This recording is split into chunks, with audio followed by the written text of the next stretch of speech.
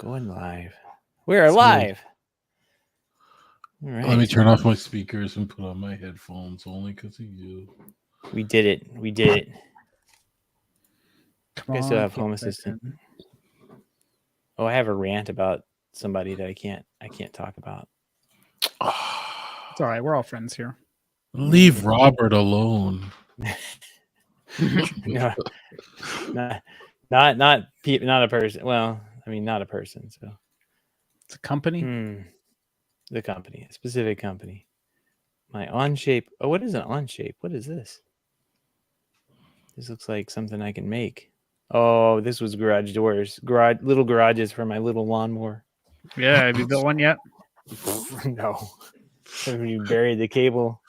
Although I'm looking at all the work that's kind of being done at the end of the road now that they're going to put fiber in, and I'm like, maybe I shouldn't do that because they're doing all the locate stuff, and it's well into the yard, you know, where the pipes and stuff are. Oh yeah. So if they come And through and rip stuff up, then you'll have to redo it on your own. yeah. No, I don't want to do that. Told you, just we gotta pay change the somebody to date. do it. The date was changed. On my side. Hmm. Maybe I'm looking at the wrong thing. Hold on. Oh, it did not change. You're right. No, mine says Maybe 1021. Maybe it crashed. Is it the right episode either? Yeah, 409 is correct. I totally changed all that. That's correct. That's weird. 409's right, yeah. Just like the cleaner. Oh, is this on there? We're gonna talk about Parasol. Not really. All right. Is that really news? I mean, I feel like it's news, right?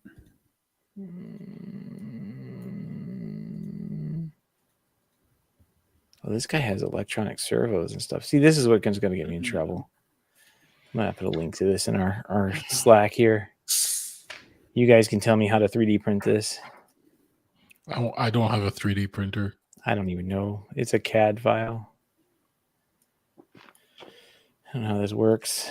Do you have a 3D printer? TJ does. He has many. No, I only have one right now. He had many. I don't know why he got rid of them all. Because me and printers are a love-hate relationship, and I hate printers more than I love them. So Yeah. I know a guy named Gavin that was in the same situation. Yeah. Well, my printer. Let me print something now. See if it's still working. It's not print season anymore. Yeah. Printers are the worst devices to ever exist. Even if they print like real objects you can use. I do like this. Print, share. And then print. And then. Come on.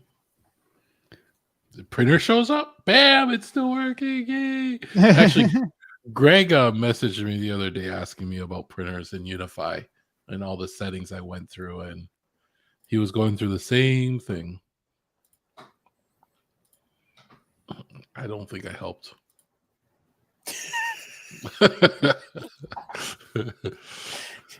I'll just text Gavin and find out. Oh, man. I actually have a document listing all the settings I changed over the months and when it started working. So I sent him links to articles. All right, you guys ready? We're live and such. Let's see, anybody watching? No. Oh, yeah, we are live. I'll rant about this company later. Is it the date? Is the date? Did you get? Is it the Robomo company? No. I did not change. I thought you were. I'll do it.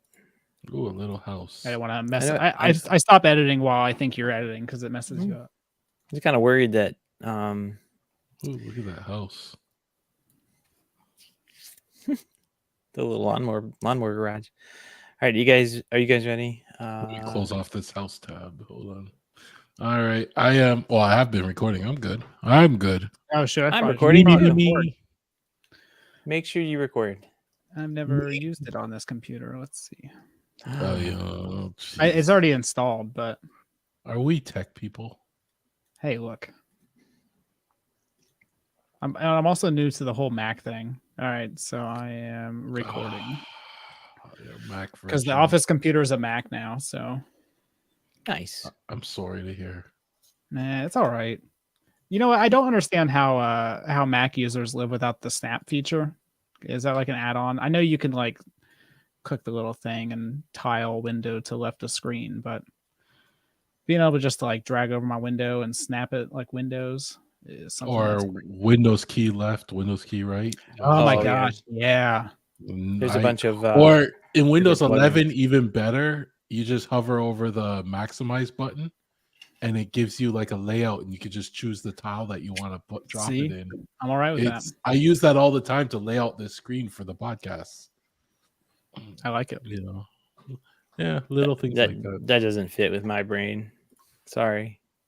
Oh, you're a Mac guy though. I just have it scattered everywhere. Like just And I don't understand how like anybody's all right with it because it's just like tiled. It's like, ugh, it's disgusting. I have 4 monitors. I'm trying to figure out what you mean by tiled. Like it's just like you just have windows everywhere, and that's what's kind of nice about the whole like the Windows 10 and stuff is that you just like drag it to the side and like kind of snaps around, or you can snap it in the corner. Like on Mac, it's just like you just have floating windows and there's no organization. You preach, brother. I don't like it. I don't know. Like you just kind of know where things are. They go back to them. Well, to be fair, like Mac people only open up 2 windows. That's not true. You know, a browser and something else. That is not true. Mac people don't really do work. It's Macs are your browser and your audio or video editor. That's pretty much it. I will say it's very fast. I like it. The little M1 Mac Mini. That's because you don't run much on it. You only have your browser not or video editor. Not for the office. I got the gaming desktop at home if I need something better. Ooh. All right, let's get recording. We're already recording, Gavin. Yeah, I'm recording too. I'm just. Yeah, let's do. I started just closing windows because you guys were complaining about me. Yeah, your picture was so bright with all those windows open. It's like, all right, everything's closed now. I don't. This is funny. All right, yeah, let's do this. Let's do it. This is the Home Tech Podcast for Friday, October 28th. From Sarasota, Florida, I'm Seth Johnson. From Powell, Ohio, I'm TJ Huddleston. And from Pickering, Ontario, I'm Gavin Campbell.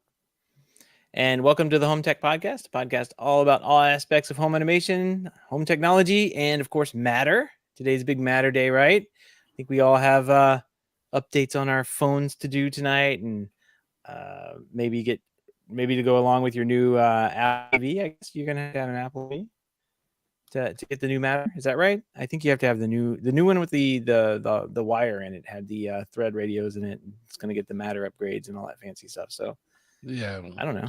I won't get my new Apple TV till next week, I think it is. So I'm still waiting on that. But I updated my phone this week. We got 16.1.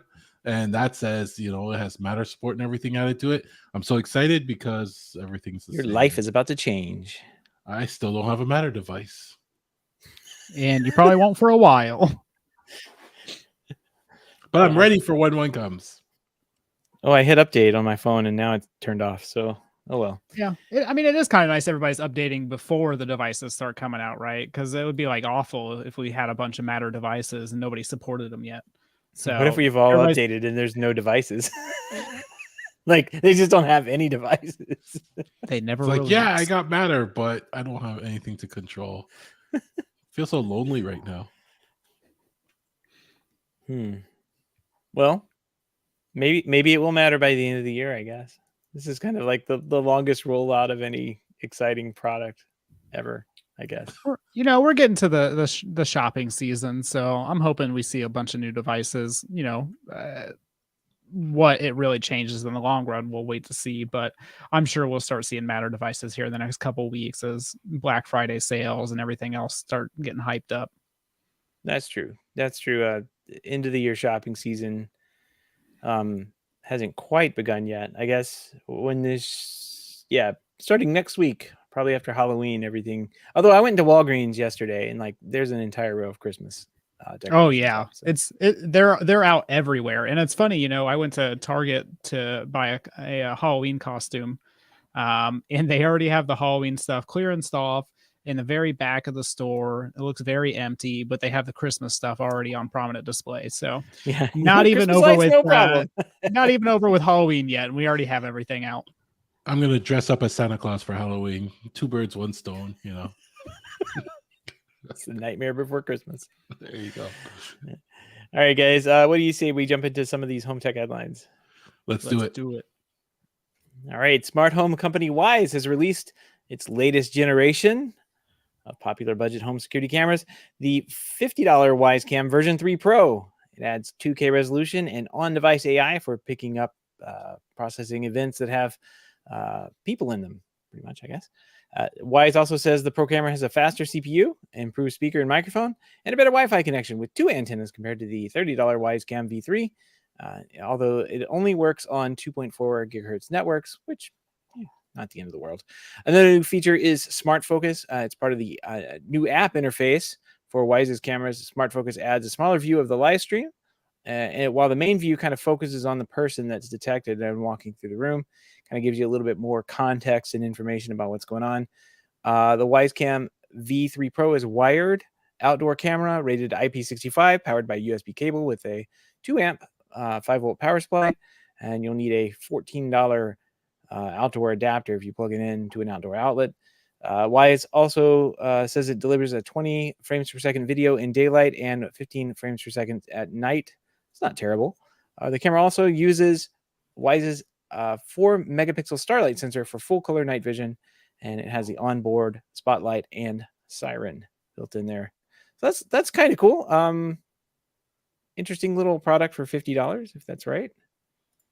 Still a good price. I always thought the Wyze was a good price, and even at $50, I think they can even add more features, increase the price a bit, and still sell a lot of them. I always said the Wyze cameras, they had very good quality. Like their resolution, everything was good. I liked it. They seem to address a number of things that people are actually asking for. So it seems like they are listening to people, and I wonder if they'll still work with the Roku, that all the Roku news. That's what I was wondering too, because if they can work with the new Roku TVs and everything, that would give a lot more people a lot more options. Yeah, I'm not sure. I mean, Roku, I'm just going to treat it as a different brand, even though they're getting like I think between our discussions last week, we kind of hit the nail on the head. Like Roku is just a retail outlet for Wyze. Yeah, because Wyze doesn't care. Wyze is selling this $50 camera, and they're going to mark it up to $70 and sell it at Walmart and call it a Roku camera, and they're just going to pretend it's a different thing. And then my phone made a noise when it started up. That's I guess a new feature too. You can turn on. Well, that was funny. Yeah, but the retail partners, they need to have some kind of margin built into these products to basically sell them on their shelves and keep the electricity on, right? Wyze doesn't have that problem. They can just sell it online and just work on shipping, and just and they can charge for shipping. So they really, I mean, all they're paying for is a warehouse and their labor and to bring the product in from wherever and development and all that good stuff. So if they can do it for $50 or $25 or whatever they want to charge for the cameras, that's fine. But if a retail partner wants to sell it, they're going to have a little bit of money built in. And if Wyze hasn't already built that into the product because they're going for the extremely low price point, Walmart's going to be like, well, we're not. That's why you don't see Wyze cameras at Walmart, right? You would have already seen them there if they could afford to sell them there. So that's why you're going to see Roku there with the name.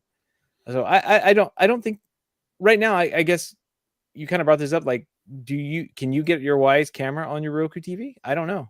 I don't think you can. I don't think you can, but I think I was seeing some rumors that you might be able to. So that's why I'm keeping an eye on that still. Like, especially with the new updates and the announcements from last week. So we'll see where that goes.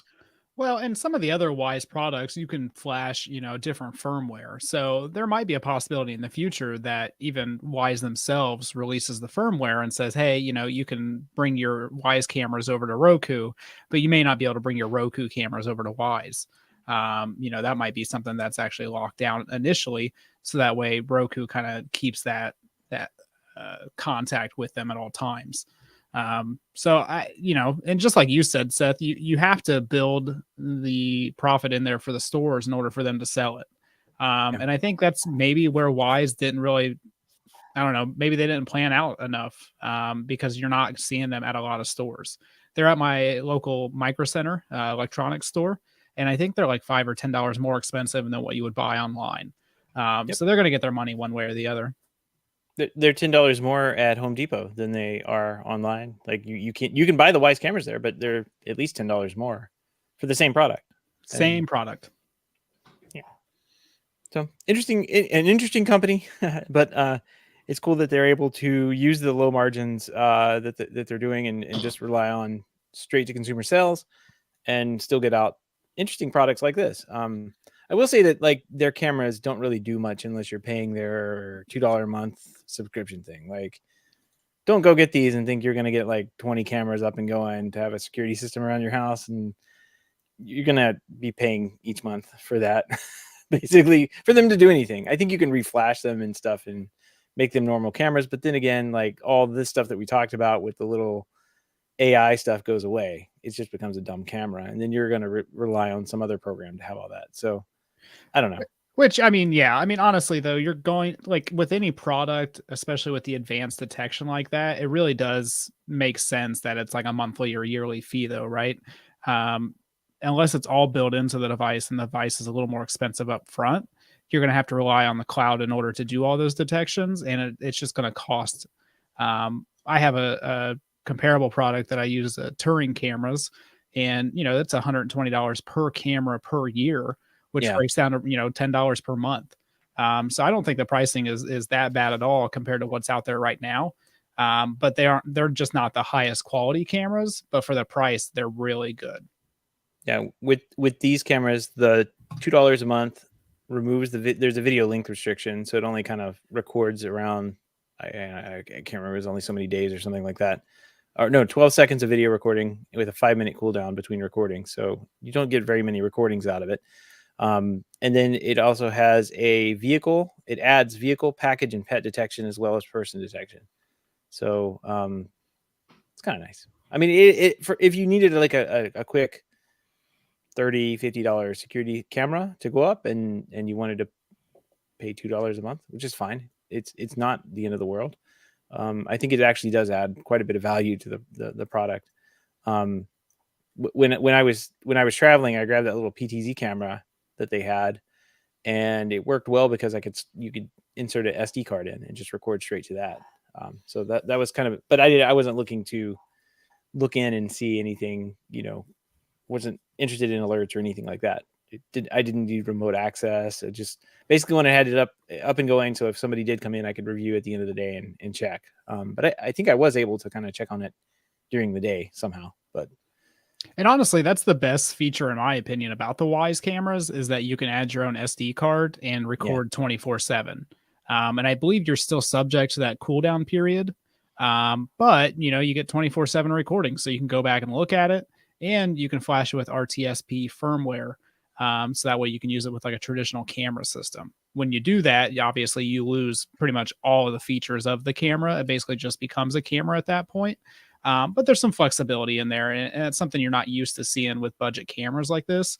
They're usually completely locked down. You have to use their cloud. You have to do this or that.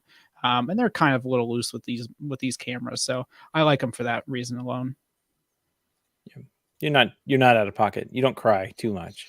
Yeah. And, I don't I think there's a lot of question if Wise makes money or how much money they make, but I don't see Wise going away itself anytime soon. If anything, I think they would be acquired by somebody else and the service would probably keep going. So I think they're big enough at this point to not really worry about that. Knock on wood. I got my Wise socks on today. Oh, nice. I think I have my bird nest around here somewhere. It's funny. All right. Well, let's move on here. Les, Gavin, you got anything? No, I'm good. Okay. Let's move on here and talk about another camera company, except not about their cameras. Arlo is launching a new family and personal mobile safety app and service that includes features like crash detection, software panic, hold switch for walking safely in unfamiliar places, and a optional Bluetooth alert button. It's called Arlo Safe, and The Arlo Safe app includes a Walk With Me feature that lets you hold an on-screen button on the app as you walk to your car or your door when you feel unsafe. If it's no longer pressed, Arlo's security team will attempt to contact you and call authorities to the location of the phone, and your emergency contacts will be alerted as well. It's also offering a $30 safe button that can trigger the emergency button in the app. So instead of fumbling around with your phone, you can just tap the portable Bluetooth button in your pocket or hanging off your bag, kind of like a Ring Panic button, or that you can take with you. Arlo Safe comes with different monthly subscription tiers. It's got an individual plan for $5 a month, families for $9.99, and a pro plan includes both the Arlo Safe and the company's home security camera cloud recording service for $20 a month. So everything all bundled up. The Family Safe bundle for $119 includes 2 safe buttons and a full year of the service. They've discounted that a little bit, so you can get that for $180 for 12 months. So I'm sorry, it's $180 now. They discounted it to $119. If you're to get all that stuff separately, it would be $180. So save a little money if you're interested in something like this. I don't know. What do you guys think, Gavin? It seems like a pretty useful thing if you have to walk through a dangerous neighborhood, or you don't feel safe, just to have something that could possibly call the authorities. If something were to happen. Oh no, I like this. I like this product. I think it's great. As you said, like it's perfect for those situations when you have to walk through an unsafe area. Like a student at school that has to walk into a parking lot. When I go to our local Walmart store, I don't feel safe sometimes walking in there. Right, so I take this with me and I'll hold the button the whole time. Oh, it's Walmart. Yeah, you got to. Whoa, yeah. Sometimes when they have sales, it gets violent in there. So like. I think this is great. I definitely would feel better if my wife had something like this. And walking through when she takes the dog for a walk. We have a number of coyotes. Actually, it's a problem up here now that are attacking people and dogs. Right, so it would be, I feel safer if she had something like this. So I might even look into this and see if it's even offered in Canada or something similar. Yeah, it's an interesting service. That they're able to put together here with this. TJ, what do you think? Yeah, I mean, honestly, it's pretty cool. I would like one for, my alarm.com security systems, mainly for like the wellness side of things. We deal with some people that might leave their house, go into like a different place, or they think they're going to one place, but they don't live near that area anymore or something like that. That would be a nice way for them to be able to reach out to somebody and kind of let them know where they are. I've been told that somebody on the alarm.com side is working on something like that. So it seems like we might see a couple more of these devices, and I think it's a wonderful idea. Yep. Well, thanks for the nice, smooth transition here, because if you wanted a device like that, maybe alarm.com is working on it, because they acquired Noonlight, which offers an extremely similar service if you're familiar with what Noonlight does.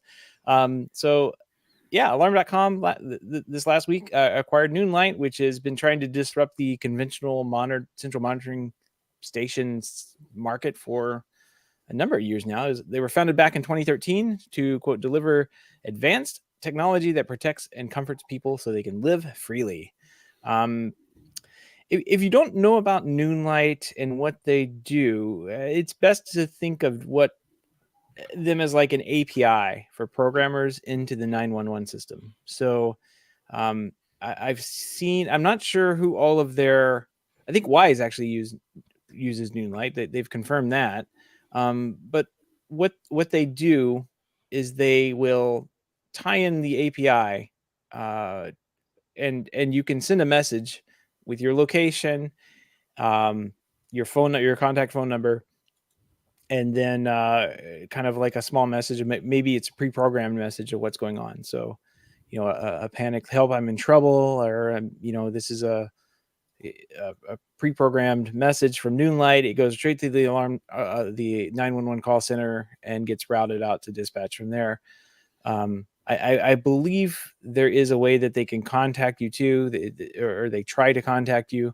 Again, all programmatically. There's no humans behind this, but it's interesting that alarm.com has has acquired them, because there's actually two different businesses built into Noonlight. One is a direct to consumer model where I think it's like maybe for about the same price as the Arlo stuff, about $2 a month.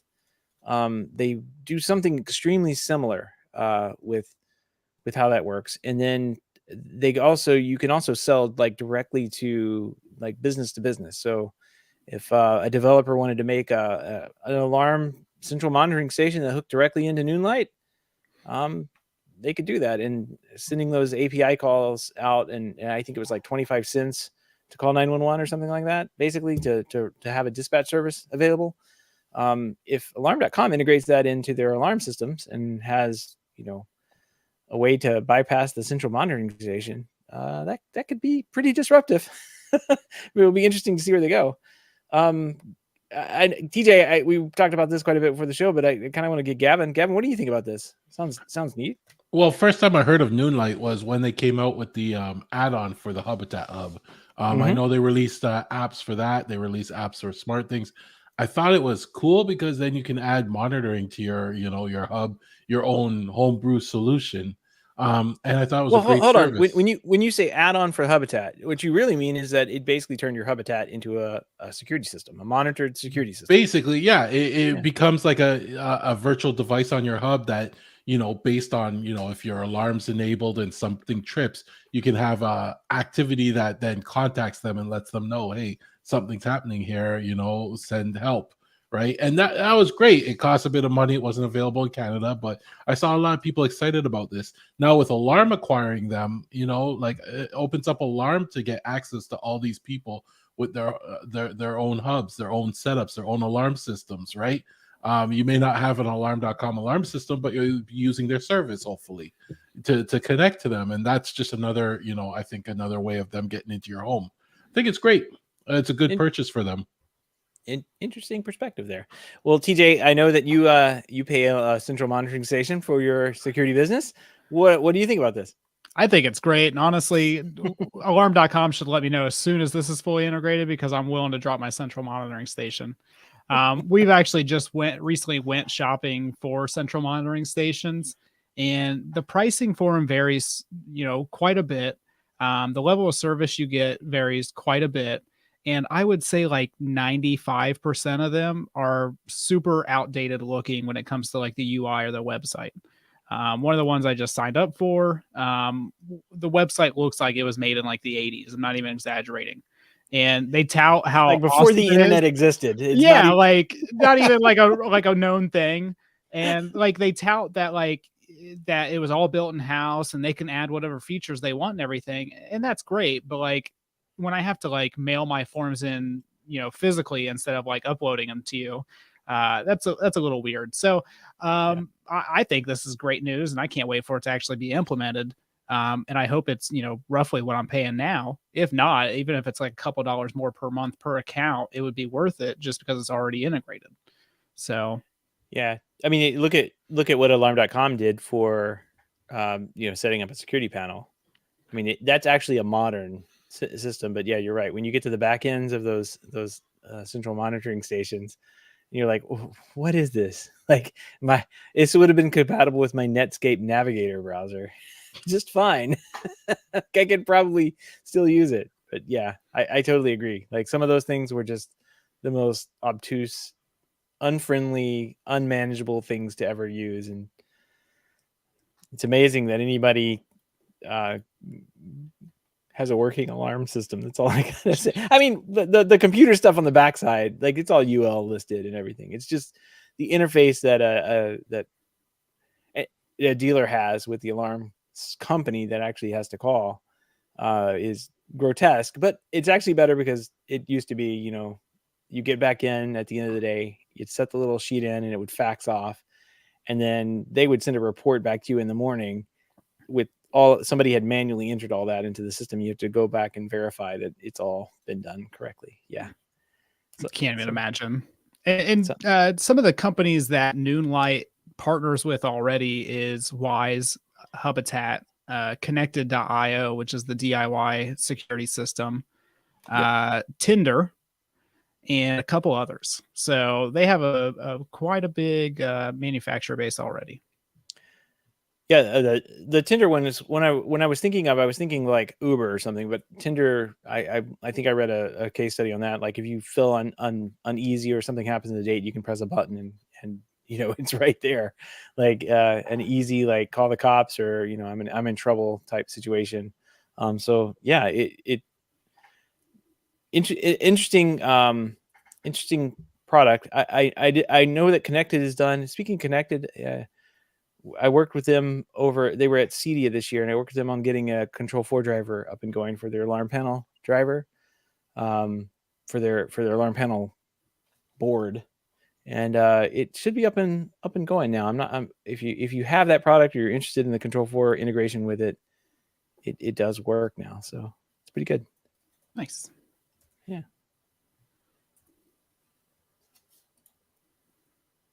He emailed me today that said the documentation was out, and then I launched my email program and it asked me to do an update and threw all these password things up. I'm like, oh man, just leave me alone. I just want to check email. All right. Moving on. All the links and topics we discussed tonight can be found on our show notes at HomeTech.fm/409. All right. Not much in the mailbag this week, but we do have a fun pick of the week. You always like to skip over a topic, don't you? Did I skip over one? You do. Yes. Every show. You Which one skipped did I over skip? the YouTube. Oh, okay. Yeah, I did. I just scroll too far sometimes. It's not my fault. Bad Seth. All right, moving on. Not content with doing $28.8 billion in revenue in 2021, YouTube has gone on the hunt for more revenue generating strategies, and pretty much they have just figured out how to raise prices 27%. 9 to 5 Google was the first to spot. The family plan is jumping over 27% in the US from $17.99 to $29.99, with $22.99, with other regions also seeing price hikes. Instead of making an official announcement, Google is quietly emailing existing subscribers, and so far it does not seem like a single person on YouTube Premium price. Let's see, so far, it does not seem like the single person YouTube Premium price is going up. It's still at $12 a month. The family plan lets users share ad-free YouTube Premium with up to 5 same household family members for a discounted rate. I think that gasp you heard was DJ. Is that you? Oh, that was me. I'm a big YouTube user, honestly, and like ever since I started using YouTube, pretty much when it came out and they started introducing ads and all that good stuff, I've always wanted an ad-free version because I just don't like sitting through them. So as soon as YouTube announced YouTube Premium, I basically got it instantly. And I use it. I would say at this moment, we're actually using YouTube more than any other streaming service, mainly because we're watching a bunch of Taskmaster right now. And they have every single series on there. So it makes it very convenient. But I definitely felt this as soon as they sent the email out, a big increase, and a couple of the streaming services had to go. So no more Game Warden shows for me right now. Discovery Plus has been canceled, and Netflix was on the chopping block anyway, so that's gone too. So, I saved money because YouTube sent this email out. So thank you. Gavin, does this affect your wallet any? Is it going to affect your wallet any? I'm actually shocked that you cut Netflix over this. This says a lot for the YouTube. Usually Netflix is like the last one that people are holding on to, right? See, I think I'm like the polar opposite though, because I feel like Netflix is the worst streaming service now. Like 5 years ago, I think they were one of the best, but now I just don't find anything on Netflix. And when I do, they like cancel it after one season. So I don't want to, it's like the Google of streaming services. I don't want to get invested because they're going to end something. And I find all the other streaming services have like one show, maybe 2 shows that I like on them. Netflix kind of is somewhat of a dumping ground of everything. So that's why I usually like to just stick with that. But the one gripe about this YouTube is it's such a big increase, and it's like it's $5 increase. That's pretty big. Like we're used to like $1 here, $1 there, but they just jumped to 5. And I hope that doesn't set like a precedence for the other streaming services to say, hey, we could just increase by $5 at some time, and it becomes the norm. But all the prices are going up slowly. We're gonna have to start, doing what you did, TJ, and determine what we really want to keep and what we're gonna get rid of, just to try and save money. Yeah, I think at this point I'm down to YouTube Premium and HBO Max and Amazon Prime, but I don't really count that. So just 2 streaming services now. TJ, you watch some weird things. And that's why he got rid of Netflix. Yeah, I was just trying to figure out. So it's just a game show where people. Oh have man, tasks. it's such a good show, and I don't know how I've never heard of it until recently. But somebody at my wife's work told her about it, and we started watching it, and I think it's hilarious. And they have different spin-offs. They have one in New Zealand and a couple other places. It's a comedic game show in which a group of 5 contestants, mainly comedians, but sometimes including other well-known television personalities, compete against each other by completing tasks assigned to them. I mean, I guess it could be funny but well, I mean, it sounds boring when you read it like that. when you watch it, it's funny. Don't knock it till you try it. All right, I'll have to try it out. I'll have to go start on season 1. Okay. There's like 6 or 8 episodes per season, I think. Nothing crazy. It's a good show. If you like the silly comedy of like Bob's Burgers and a couple other comedy shows like that, I don't see why you wouldn't like this. And each episode is very different, so the tasks they're doing are different and different jokes. Okay, I'll have to give it one look. Is it like do they? Okay, just watch it. Do they just like clean the house? Is that like a task, or is I just don't understand what encompasses a task? You just gotta watch it, Seth. I mean, I'm not gonna be able to describe it. I don't want to give it away either. There's a Taskmaster board game as well. Oh yeah, you don't have YouTube Premium. You have to suffer through the ads. Oh, it's ironic. I mean, I'm sure it's on if you don't have source. YouTube I was Premium, just gonna go download it. Oh, I was gonna say in the Taskmaster episodes they got rid of all the ads, but if you don't have YouTube Premium, then I guess you'll have ads again. No, all right. Well, I'll give it a shot. I'll see what it's like. I do like Bob's Burgers. That's an excellent TV show. Everyone should watch that. Nothing I like, but it's stupid comedy. So there's no singing. I don't think so. Not yet. All right. I'll give it a go. All the links and topics we discussed tonight, including a Taskmaster, can be found on our show notes over at HomeTech.fm/409. All right. Well, nothing in the mailbag this week, but we do have a fun pick of the week that is for commercials specifically. Maybe I can use this on YouTube as well. But TJ, I think you found this thing, the Netflix commercial curtain. This is brilliant. I love it. I would just wish there was some way to automate it, but I'm sure between the 3 of us that we can kind of figure out the automation side of that. Gavin can write us some kind of API or something that ties into it, and we can figure out the hardware part of it so it just closes automatically. Why am I so? Oh yeah, we just need to tie into the commercial skipping tags on the videos, and we can have it when a commercial comes on, it closes the curtain. When the commercial's done, it opens the curtain back. Genius. Yeah. Genius. Yeah. So if you haven't gotten, I mean, this is this guy, I guess he makes things, unnecessary inventions. He makes everything, and it is hilarious. Half the time when you see something he invented, you're like, that's dumb. Nobody's ever going to want that. And the other half the time you see it, you're like, man, why has nobody thought of that yet? Like, why can't I buy this right now? Well, he put a curtain rod, a motorized curtain rod over the front of his TV. And when there's a commercial comes on, I guess it puts a curtain in front of a bright red curtain with white lettering that says commercials in progress in front of the Netflix app. And then when it goes away, the commercial goes away, then it moves back out of the way. Gavin, you would have a problem with this because you would just get a pop-up on your TV and you just never see your TV. Yes, correct. Like, yeah, is this compatible with smart TVs? I don't know. Definitely not. Samsung and LG would block this instantly. Yeah, Exactly. exactly. Yeah. All right. Well, if you have any ideas, topics for the show, great ideas. Let's see, I forget what I need to add this back in there.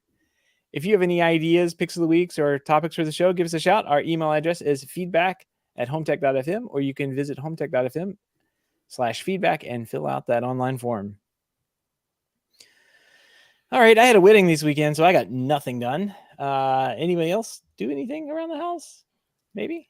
More No? chores, more closing off, getting ready for winter. Man. We had a great weekend in terms of temperature. I think Yeah. it went up to like 20, 25 degrees Celsius at one point. But it's now going to cool off again. So all the leaves are falling, parts of Canada got like 2 feet of snow. This I hate this part of the year. It seems like just yesterday you were unclogging the pool and like getting, throwing shock in it and that kind of thing, like getting it Yeah, all ready yeah. for summer. Didn't you go swimming like a week ago? Oh no, I fell in, but that's a whole different thing, right? I didn't go swimming. But yeah, no, the pool's all closed up. We put the cover on. Yeah, blowing the leaves onto the neighbors' lawns, those type of things, It's real sad. It So is. It is a depressing. The worst part about it is it gets dark at like 6:30 now. It's like so sad. Yeah, that's the worst part about winter. As you come out of the office after a long day, or you come out of the house after a long day, and it's just like, oh well, there's no more daylight left. That sucks. Yeah. And when you work hard, you like go into the office and this, it's dark when you go into the office. It's dark when you come out to the office. You don't even believe that the sun exists during the winter. Man, I'm still having 12-hour days here. So that's right. You can keep that in the heat. So in the heat, yeah. It is warm here. It's getting into the 80s all week, but I don't know. It is if it's lower humidity here, then it's nice. These are nice temperatures, but otherwise it's hot. So yeah. What are you gonna do? Eventually I will get out. Like I came home today and I was like, wow, it's kind of cool and there's a breeze.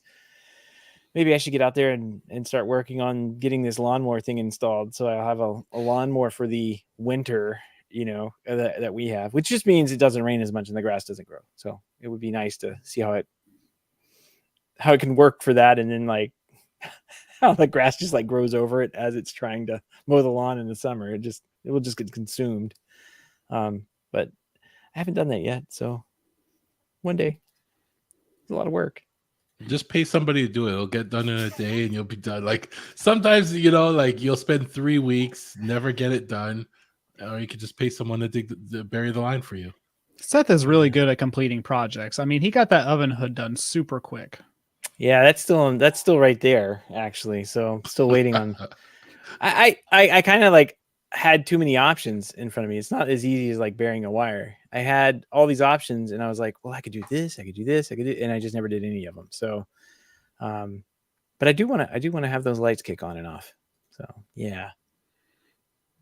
The Shelly RGB driver I found can control similar lights, like the little LED lights that you would get for maybe a landscape system. And you can put it into white light mode and get 4 channels of control out of it. So that might be a pretty good solution for that. I don't know. One day. There's too many options. The downside. Too many things to do. I'm so undecided. Like there's so many cool things I could do. All right. Well, if we want to give a big thank you to everyone who supports the show, but especially those who are able to financially support the show through our Patreon page. If you don't know about the Patreon page, head on over to HomeTech.fm/support to learn how you can support HomeTech for as little as $1 a month.